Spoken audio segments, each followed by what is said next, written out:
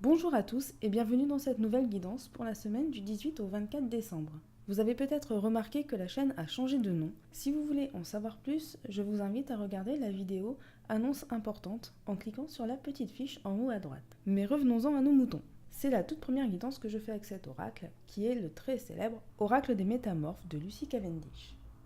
Je l'ai depuis quelques temps déjà et je ne l'ai jamais encore utilisé pour les vidéos. Je trouve que c'est bien dommage parce que c'est un oracle qui est vraiment magnifique.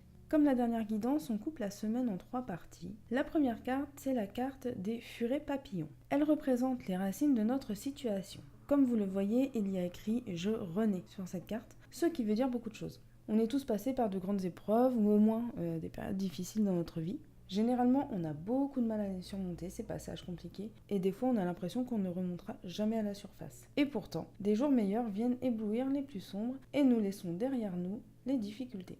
Si vous avez l'impression que personne ne vous aide pour vous sortir de cette situation, c'est normal, il le faut. Vous devez vous débrouiller par vous-même afin de mieux comprendre les choses, et cela vous permet d'être pleinement conscient de ce qui se passe. Vous devez être seul pour faire ces choix importants, car les conseils de votre entourage pourraient vous embrouiller. Ce qui était n'est plus, et nous entrons dans un nouveau stade de notre vie. Cette renaissance nous fait découvrir de nouveaux aspects de la vie et nous force à prendre de l'expérience à ce sujet. La deuxième carte est celle de la magie de l'orque. Elle représente ce qui se crée en ce moment. Elle indique que vous avez besoin de prendre du temps pour apprécier ce que vous aimez. Que ce soit écouter de la musique, faire du sport, se balader, chanter, il est important de savourer chaque instant que la vie nous offre. Profitez des trésors de la nature et offrez-vous une pause sous un ciel étoilé. Observez les étoiles et ressentez leurs énergies positives vous inonder. La carte de la magie de l'orque nous montre aussi que nos blessures du passé vont se refermer définitivement. La page sera tournée une bonne fois pour toutes et cela laissera place à de nouvelles rencontres et de nouvelles découvertes. Et la dernière carte, Minuit, l'heure du crime.